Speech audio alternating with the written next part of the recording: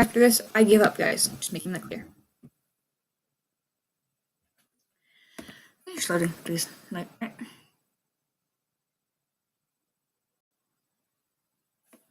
Oh. Okay, so it's me here. For my presentation, I did hemophilia. Hemophilia is a rare genetic disease. It's a bleeding disorder, and it's where your blood doesn't clot normally. You bleed longer than you should. So it can be internally, externally, and it especially in your joints, so knees, ankles, elbows, phalanges. It can damage your organs, tissues, and it can be life-threatening very quickly. And there's two main types. There's A and B. There's A, which is missing clotting factor 8, and B, which you have low levels or missing clotting factor 9. So, cause is obviously a defect in the genes that determines how the body makes the clotting factors.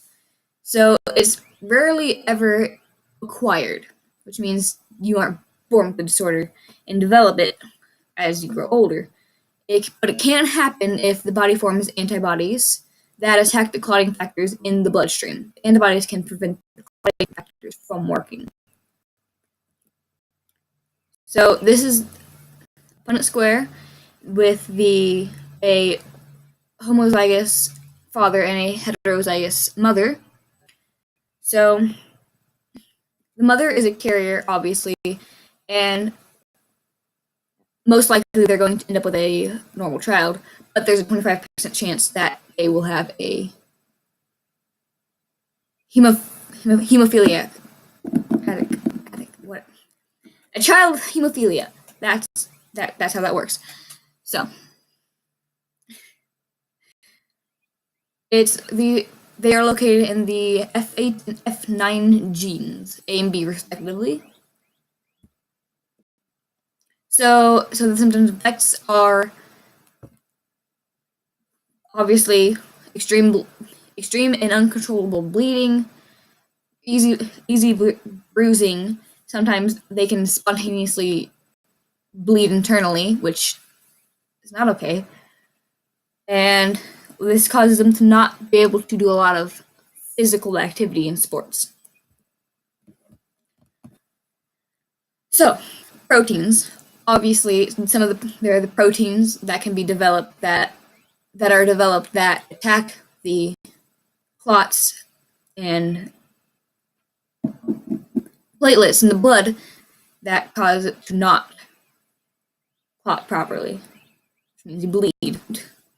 So frequency, it's most common in males, with rare exceptions, and about 1 in 5,000 men are born with hemophilia each year. Usually, women are just carriers. So for treatment, there's replacement therapy, which is where they just inject you with healthy donated blood so that blood will clot when you,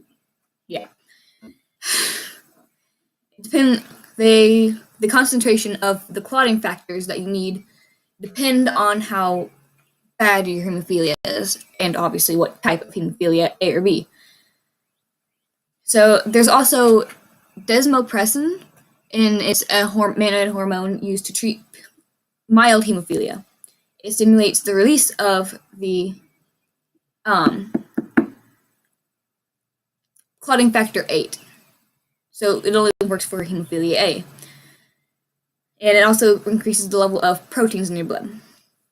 Of these proteins in your blood.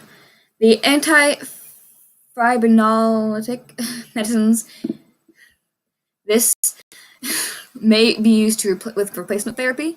They're given as a pill, and they keep blood clots from breaking down. Researchers are also trying to make a way to fix the faulty genes that cause hemophilia, but it hasn't developed to the point where they can use it as a treatment.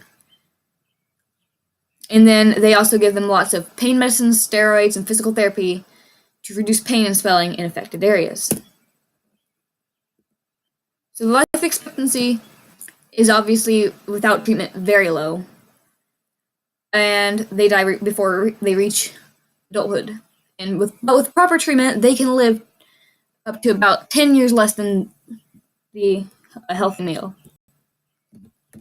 So they say to, even with hemophilia, to keep up the exercise to keep muscles flexible, joint strength strong, and maintain a healthy weight. Because just because you bleed easily doesn't mean you can't be healthy. Even though they can't do a lot of any contact sports, anything where you hit anything with your body. And then it's often referred to as the royal disease, because in the 19th and 20th centuries, it was persistent in the royal families. And currently, Queen Victoria of England is known as a carrier of a rare form of it, and has passed the mutation to various royal houses across Europe through 2 of her daughters. Just 5. And this was caused early on by inbreeding, which was common back then, to keep the royal bloodline pure. Okay, so these are my works cited. I'm sorry you had to deal with this and my awkwardness. Thank you for watching.